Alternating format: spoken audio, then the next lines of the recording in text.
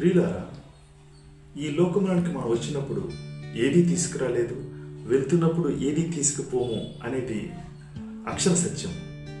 కానీ ఈ లోకములో నుంచి మనం పరలోకానికి తీసుకుపోవాలి అనుకుంటే, మనం తీసుకుపోబడాలి అనుకుంటే ఖచ్చితంగా ఈ లోకములో మనం జీవిస్తున్నప్పుడు ప్రతి క్రియ, ప్రతి మాట, ప్రతి ఆలోచన తీర్పులోనికి తేబడుతుందని మనం గ్రహించాలి. ఈ లోకంలో జీవించడం అంత సులభతరమైనది కాదు. నీవు దేవుని కొరకు ఈ లోకంలో జీవిస్తున్నప్పుడు ఫలాలను ఫలించాలి. ఆత్మఫలం ఉంది కదా, ఖచ్చితంగా ఫలించాల్సిందే.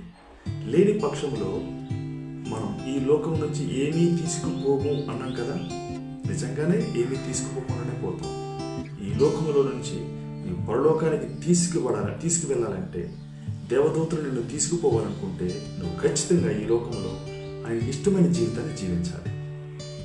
ఆయనకి ఇష్టమైన జీవితం అంటే వాక్యాలు బోధించడమా, పాటలు పాడడమా, సమయానికి పరుగులు తీసుకుంటూ మందిరానికి వెళ్ళటమా, ఆరాధన చేయటమా, లేకపోతే కానుకలు ఇవ్వటమా? ఇవన్నీ ఈ లోకంలో చేయాలి, అనే బాధ్యత. కానీ దాన్ని బట్టి దేవుడు నీ యొక్క జీవితాన్ని అంచనా వేయండి.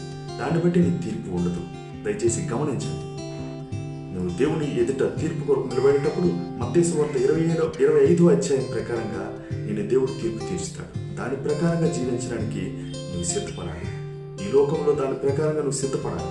అప్పుడు ఈ లోకంలో నుంచి అనేక ఫలాలతో ప్రభు సన్నిధికి, పరలోక రాజ్యానికి చేరుతావు. కాబట్టి నీ యొక్క జీవితం ఈ లోకంలో ఎలా ఉన్నదనేది చాలా ముఖ్యం. నేను ఏమి తీసుకువెళ్ళకపోవచ్చు ఈ లోకంలో నుంచి, కానీ ఆత్మీయమైన క్రియలతో, ఆత్మీయమైన ఫలములతో ఆయన సన్నిధికి నువ్వు తీసుకువెళ్ళాలంటే తీర్పుకు నువ్వు సిద్ధంగా ఉండాలి. తీర్పు కొరకు ధైర్యంగా ఎదుర్కొనే ఆ జీవితాన్ని ఈ లోకంలో నువ్వు కలిగి ఉండాలి.